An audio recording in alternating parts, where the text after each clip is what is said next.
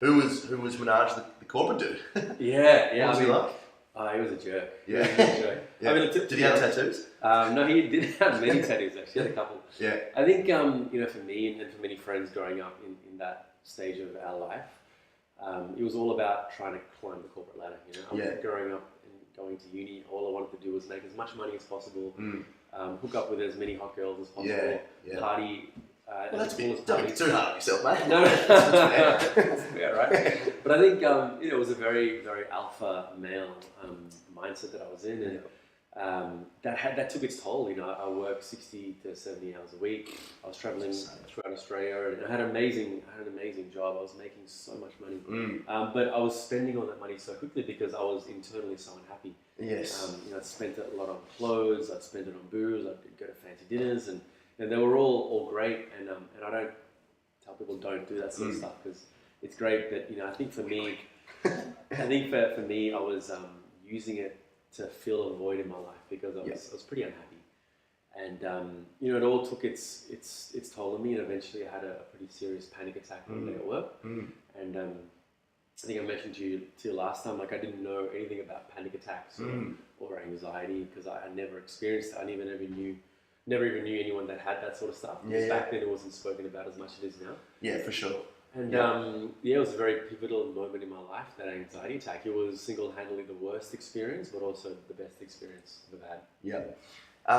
Do you know what something's really interesting as well is like you mentioned how you were trying to fill a void. Where do you think that void actually came from? Because a lot of the time, as I did with myself and clearly you, is that it just creeps up on you and it comes out in the form of a panic attack. Like, what the fuck's going on? Yeah. But like this sounds like, and again, same with me, that it had been sort of deepening for a while there. Yeah, I think the void is probably from a lot of things. Yeah.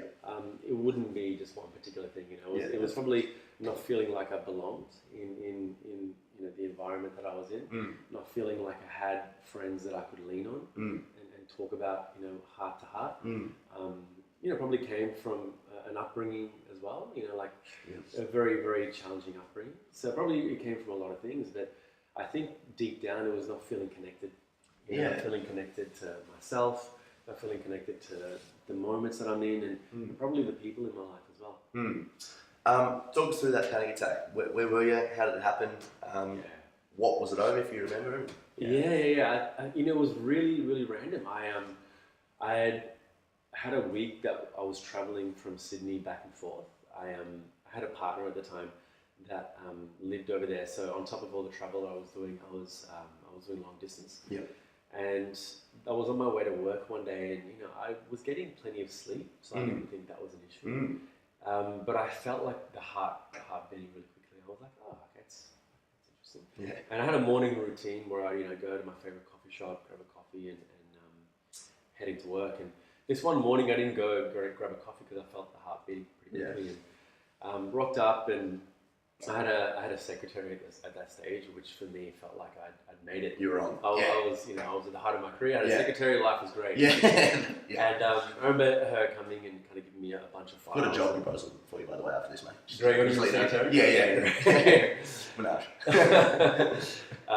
I came, rocked up to work, and I sat down at my desk. She came and dropped a bunch of files off, and she actually got me a coffee. And she was like, she went away, and then I had my coffee, and she came back, and she's like, are you okay? And I'm like, yeah. She goes, you look a bit pale. And I'm like, I'm black, like, is this a joke or something? Oh, that's and she's like, hey, you look a bit pale, like you don't look yourself. And I'm like, I feel fine. And then she kind of went away, and I had some more coffee, and then I started to feel the heartbeat even quicker, and it was like it was about to explode out of my chest. And at that kind of moment, I felt this rush of emotion. And as the rush of emotion came, my vision started to blur a little bit, and it just started to get really, wobbly in my head. And I couldn't focus on one particular thing. It was just like what was going on was the kind of the thing that was happening in my head. Yeah. The emotion came, and I felt like my eyes were starting to water. I felt like I was about to cry, but then there was the confusion of my brain also kind of going into that, and it was just both of these things going. It was like I was like wigging out, 100%. To be honest, and I was like, fuck. Yeah, Like, it was yeah. like, what is going on? And I literally just got up and just walked out.